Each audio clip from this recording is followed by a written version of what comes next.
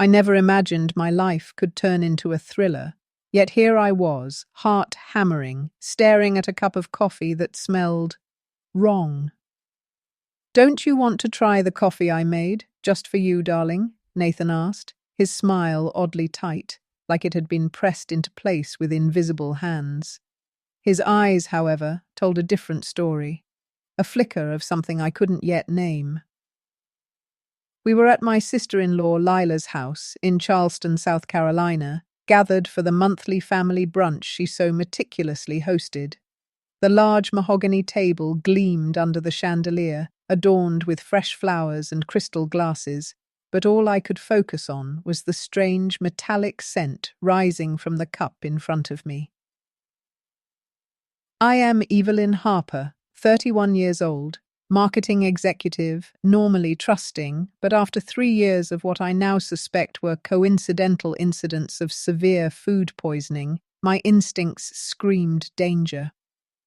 Lila had always had a way of orchestrating chaos while smiling angelically, and Nathan, well, he had been her accomplice, knowingly or unknowingly. "Now, how thoughtful of you," I said, forcing a smile while my stomach twisted. I pretended to inhale the aroma of the coffee like it was normal, but it reminded me of last month's tea incident. An afternoon that had landed me in urgent care, my stomach tied in knots, doctors baffled, Lila insisting everything had been made correctly. Lila leaned back, her fingers tracing the rim of her own cup, deliberately leaving it untouched. "Nathan has been practicing new brewing techniques just for you," she said, emphasizing the words "for you" like a sinister note in a lullaby. I felt a chill run down my spine.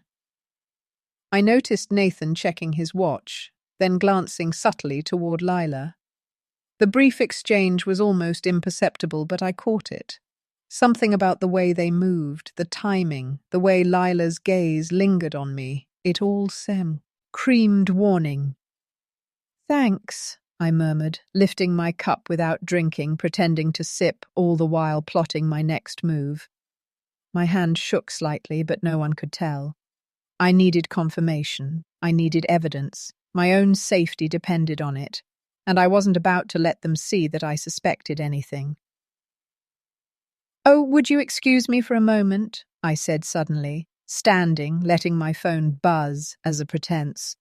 "I need to make a quick call."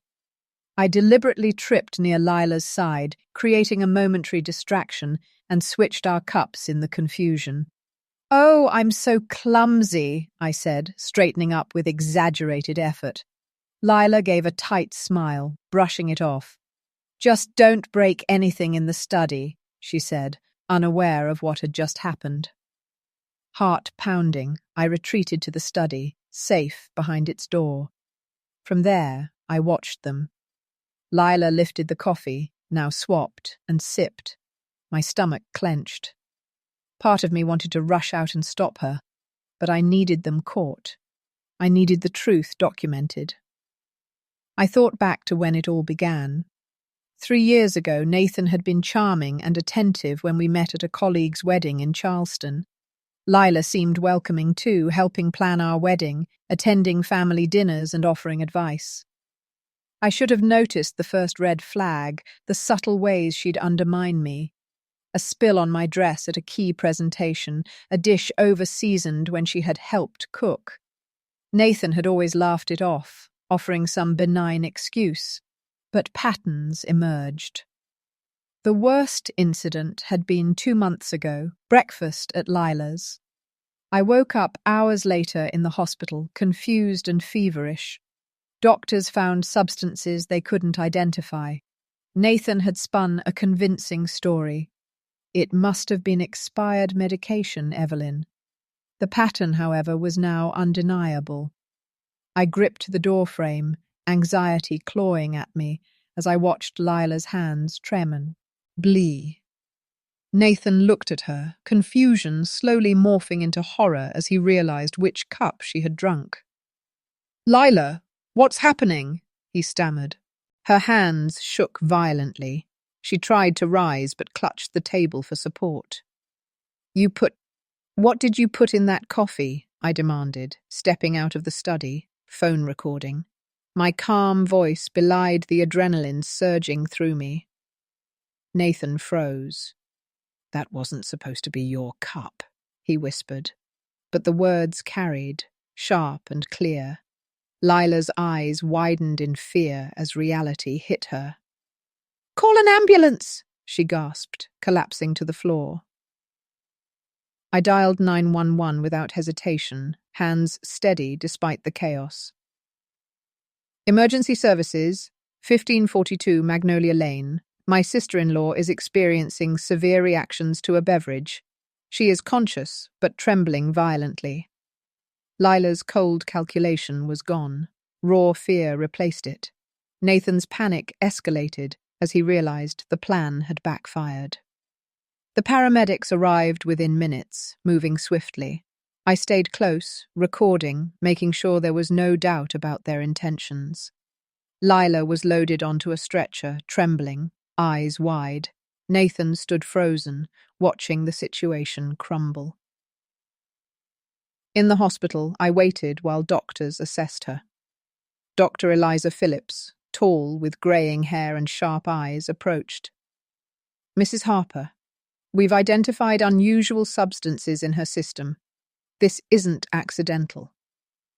I played the recording of brunch aloud, Nathan's silence, Lila's trembling confession, their whispered plans. It all fit. Dr. Phillips's face hardened as she took notes. These compounds aren't accessible to the general public. This was deliberate. Nathan appeared, face pale, sweating. "Christina, he began, but Dr. Phillips intercepted him, pressing the call button. Security arrived, positioning guards beside him. Lila and Nathan's conspiracy was unraveling. The texts I had secretly backed up, the patterns I had documented over months, the emergency visits, they all painted a damning picture. I stayed calm, even as tremors ran through my own body, from fear and adrenaline. Every incident, every hospital visit, every missed client presentation, it had all been orchestrated. And now, finally, the evidence was undeniable. Detective Mendoza arrived, professional and commanding. She listened to my recordings, reviewed the texts, and scrutinized my logs of symptoms, dates, and incidents. Her expression was one of grave determination. "Mrs. Harper will need full statements and warrants for both their homes and offices." As the investigation gained momentum, I realized the stakes. Lila's usual confidence had vanished, Nathan's composure shattered. I felt a strange sense of calm. The truth was emerging, and there was no turning back. I sat in the waiting room, phone in hand, replaying the recordings. My mind ran through the months of deception, manipulation, and betrayal. The adrenaline gradually transformed into resolve. I wasn't a victim. I was the person who would ensure justice was served. Hours later, Dr. Phillips returned with initial toxicology results. Lila's body had significant levels of substances not found naturally, not something that could have accidentally been in her coffee. The plan had been clear: incapacitate me, ruin my career, and steal opportunities from right under my nose. And just like that, the seemingly perfect brunch had turned into the beginning of their unraveling. The fluorescent lights of the hospital waiting room felt almost cruelly bright as I clutched my phone, reviewing the recordings again and again.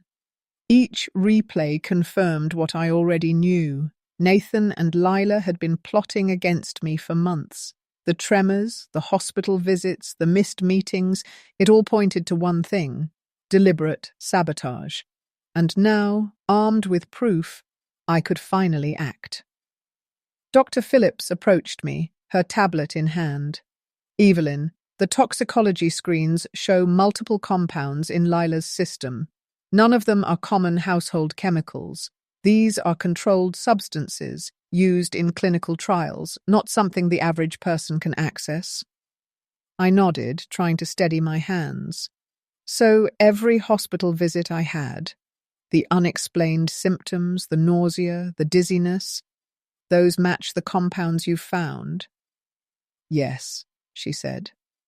Your description of the incidents is consistent with the effects of these substances, though thankfully your dosages were lower. Whoever administered them knew what they were doing. My stomach churned at the thought. They hadn't just been careless. They'd been methodical, precise, calculating. Detective Mendoza arrived moments later, her presence commanding. She introduced herself again, though I'd already met her in passing during the initial evidence collection. Evelyn, I need a full account of everything. Each incident, each hospital visit, every unusual symptom. It's important we build a comprehensive timeline. I pulled out the document I had meticulously maintained for months. Dates, times, symptoms, details of each meal or drink, what I was doing at the time, even notes on Nathan and Lila's behavior. I've been keeping track since the first incident, I explained. I suspected something wasn't right, but I had no proof. Now, with these recordings, I handed her my phone. This will help connect the dots. She nodded, scrolling through my files. Excellent. This, combined with the toxicology report and witness statements, will be enough to secure a warrant for both their homes and offices. We'll need access to everything, computers, phones, personal records, and we'll need statements from anyone who may have seen suspicious behavior. As she spoke, Nathan appeared at the end of the hallway, face pale and sweaty. Evelyn, this is a misunderstanding. You don't understand. I understand perfectly, I said, keeping my voice calm. And now the authorities will understand too.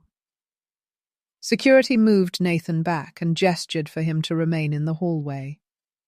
Lila lay in the hospital bed, weak but conscious, her face a mixture of fear and disbelief.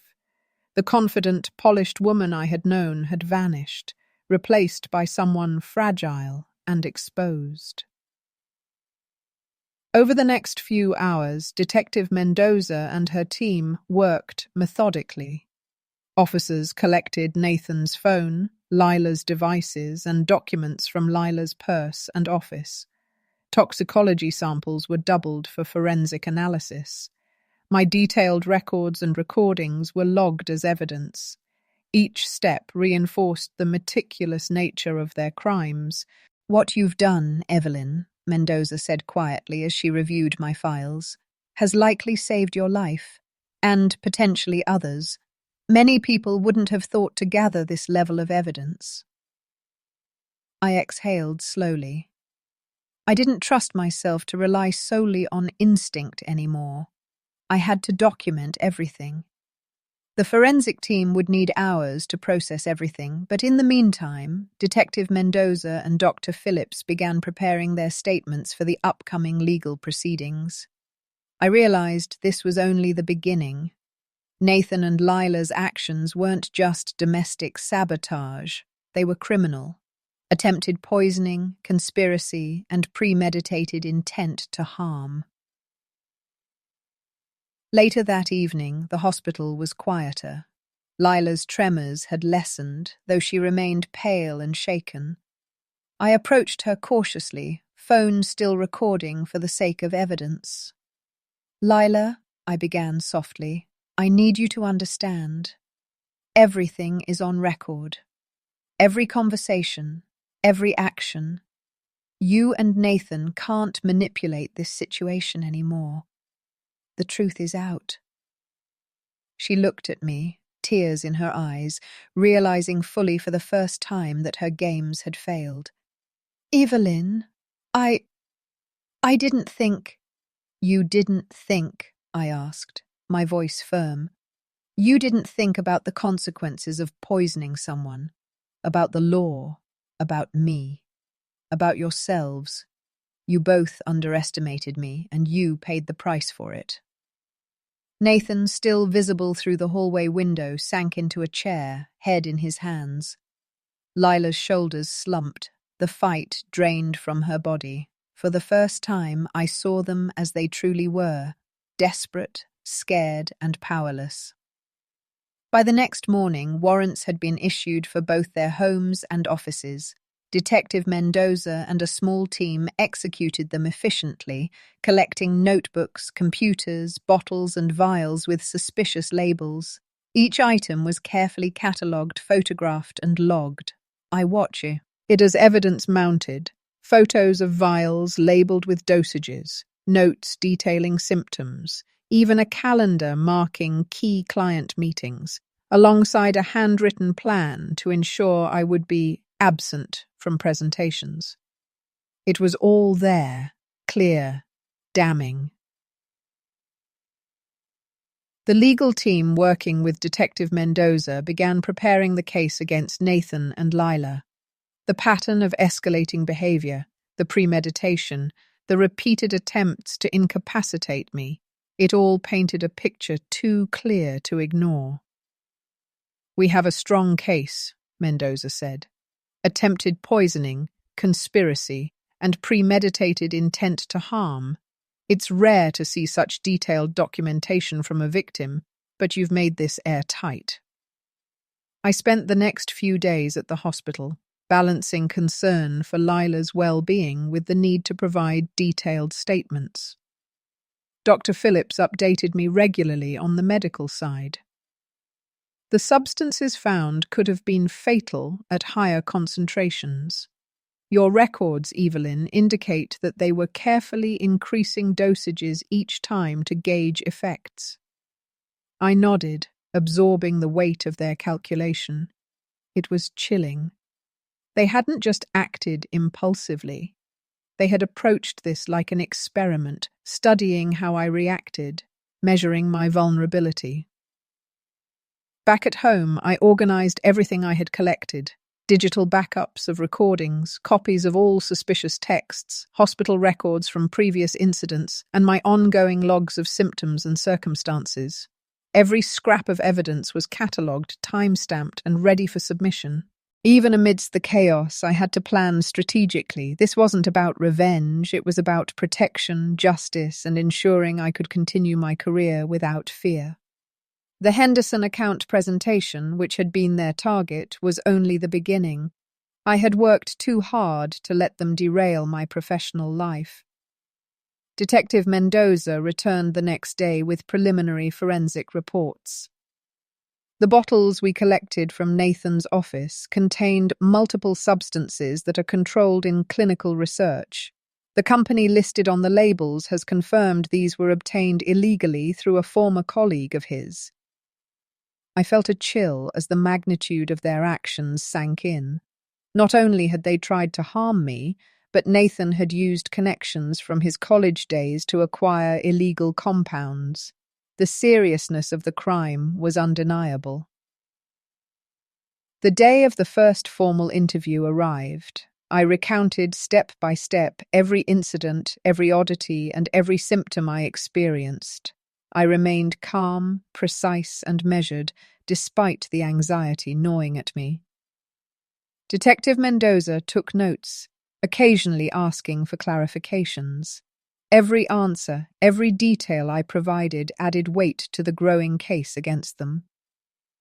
Nathan and Lila's patterns of behavior, subtle manipulations, escalating dosage attempts, and strategic targeting of important client meetings emerged as a calculated and cruel design.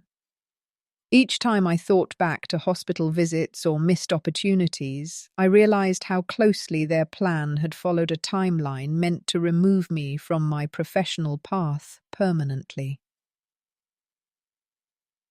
As the week progressed, the forensic team confirmed my suspicions. Every incident matched substances from the bottles and vials collected. Each hospital visit had a traceable link. Every suspicious message, every whispered plan, every act of poisoning, they all converged into a clear, undeniable sequence. Through it all, I remained focused on what mattered, protecting myself, ensuring Lila received care, and preparing for the inevitable legal proceedings. Every step I had taken, from secretly documenting incidents to recording confessions, was proving invaluable. I wasn't just a witness, I was the architect of their capture. By the time the first court proceedings were scheduled, Nathan and Lila had been charged with multiple counts: attempted poisoning, conspiracy to commit harm, and possession of controlled substances. The evidence was overwhelming. As I prepared for the trial, I realized something profound. The ordeal had transformed me. The fear, the uncertainty, and the repeated attempts on my life had forged a resilience I hadn't known I possessed. The same cunning and strategy that Lila and Nathan had tried to use against me, I had turned into tools of survival and justice. The Henderson account presentation, which had been the spark for their plot, had become a symbol of my perseverance. I was determined not only to protect my career, but to ensure that those who had sought to destroy me faced the consequences of their actions. The courtroom was silent, the kind of silence that presses against your chest until every heartbeat feels like a drum in your ears. I gripped the wooden edges of my chair, careful to stay composed, though inside I was a storm of adrenaline, relief, and disbelief.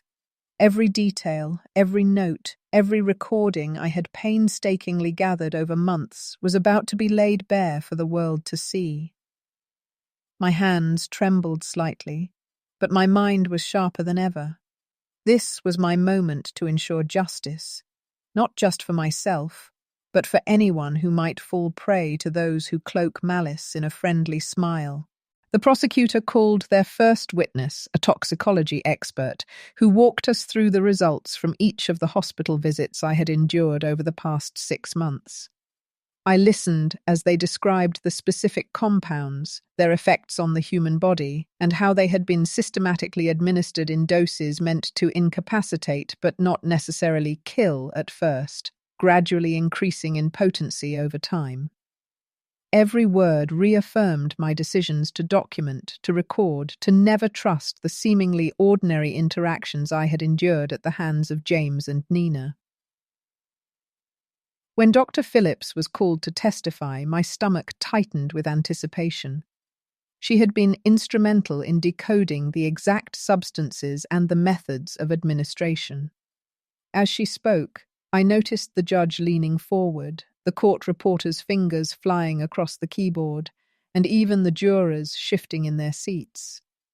They could see the meticulousness of the pattern, the premeditation, the escalation, and the sinister calculation behind each attempt on my health. "Dr. Phillips," the prosecutor asked, her tone deliberate, "would you summarize the progression of these poisonings in terms of intent?" Dr. Phillips nodded solemnly. Each incident was not random. The doses were adjusted based on previous reactions, showing clear intent to incapacitate or potentially harm the individual involved. Her eyes briefly flicked toward Nina, who was visibly pale, fingers twisting the hospital blanket she had been forced to wear in court. I felt a shiver of vindication. For so long, I had doubted myself. I had second-guessed every upset stomach, every dizzy spell, every emergency room visit. But the evidence was undeniable now. My instincts had been correct, my caution justified. Next came the recordings. I had debated for hours whether to play them in court, fearful that it would somehow feel like a personal attack. The prosecution insisted it was necessary. As the first clip played, Nina's voice rang out, confident, calculating, her words slicing through the tense courtroom air. "The Henderson account is worth millions, James. We can't let her ruin everything we've worked for. Just stick to the plan. A few days of illness should be enough." The jury shifted, a few gasps audible. I felt my pulse surge, not from fear, but from the empowerment of knowing the truth was finally exposed. I watched James slump further in his chair, hands clenching as if trying to physically restrain the guilt now pressing down on him. Then came his voice, calm, methodical, terrifyingly matter-of-fact, as if discussing a project rather than a human life. "I've got something stronger this time. She won't make it to the presentation." I swallowed hard, but my hands remained steady. For years I had endured subtle sabotage, orchestrated humiliation, and near poisonings, and now, as the evidence unspooled in front of the court, the masks they had worn were stripped away. The cross-examination was brutal. The defense tried to downplay each incident as coincidence, accidents, or misinterpretations. They argued that James and Nina had been overworked, stressed, and perhaps miscommunicated. But the prosecution methodically dismantled each claim. Each hospital visit, each mysterious symptom, each recorded conversation was irrefutable. The pattern could not be ignored, explained away, or rationalized. Throughout the trial, I maintained my composure, though I won't lie. There were moments when the anger bubbled dangerously close to the surface. I had spent months reliving the fear, the pain, and the betrayal, and yet I forced myself to remain objective, to let the evidence speak louder than my emotions. This was about justice, about proving that manipulation and greed could be exposed and punished, no matter how deeply they were buried behind smiles and polite conversation. Witness after witness took the stand, colleagues, hospital staff, forensic analysts, all corroborating the narrative I had pieced together. And then, finally, the climax. The surveillance footage from my home and Nina and James's office, which showed small bottles, labelled and meticulously logged, being handled with care, and notes detailing each dosage and reaction. The jury leaned forward, some mouths slightly agape, as the prosecution explained the calculated nature of the plan. I caught my reflection in the polished courtroom glass. Gone was the timid, cautious woman who had begun this ordeal 3 years ago. In her place was someone battle-hardened, resilient, and unwaveringly determined to protect herself and her career. By the 3rd week, the momentum of the trial was undeniable. The defense had little left to argue. Nina and James, once confident in their manipulations, now sat defeated, their carefully constructed facade crumbling with each piece of damning evidence. I could see the reality settling in for them, their greed, their envy, and their willingness to harm someone for personal gain had finally caught up with them. And then came the verdict. The courtroom held its collective breath as the judge read aloud. On counts of attempted murder, conspiracy, and premeditated assault, the defendants are found guilty on all charges. Relief and vindication flooded through me, mingled with a deep, quiet sorrow for what had almost been. Nina's eyes filled with tears, not of remorse, but of fear and realization. James's face was ashen, his shoulders slumped, his freedom forever stripped away by the consequences of his actions. The sentence was severe but just, years behind bars for both, ensuring they could no longer harm anyone else. Justice, finally, had been served.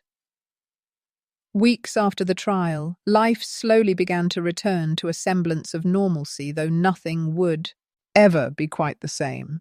I found solace in my work, in my growing reputation as a marketing executive who had not only survived betrayal, but had turned it into a platform for growth and recognition. The Henderson account, the one that had sparked months of malicious plotting, flourished under my guidance, leading to additional major client contracts and solidifying my position in the industry.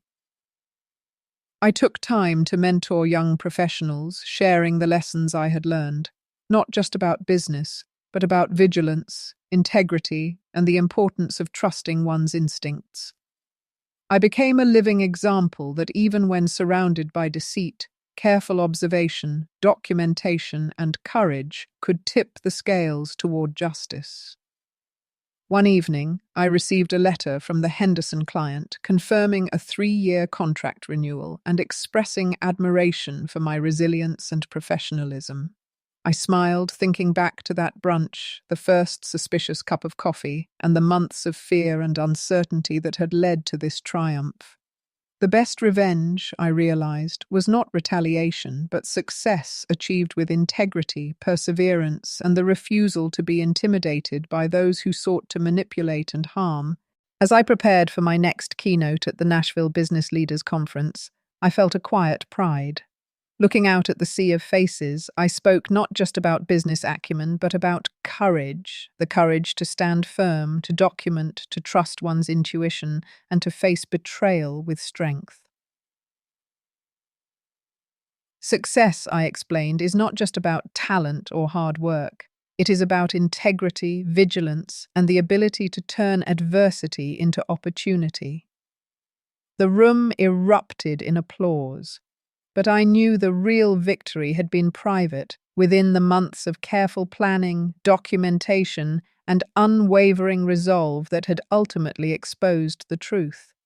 And though Nina and James had tried to manipulate, intimidate, and poison my life away, their failure was now permanent. I had emerged not just unharmed, but stronger, wiser, and more respected than ever before. As I left the conference hall, a young professional approached me, her eyes bright with curiosity and determination. "How did you stay calm throughout it all?" she asked. I smiled, thinking of the recordings, the logs, the careful observations, and the knowledge that truth was on my side. "Trust yourself," I said. "Document everything, stay vigilant, and never let fear dictate your actions. Success comes to those who act with integrity, even when the world seems against them." And as I walked out into the crisp Nashville evening, I finally allowed myself to feel the full weight of what I had accomplished. Not just survival, but triumph. Not just vindication, but empowerment. And in that moment, I knew that no one, not even those closest to me, could ever take that away.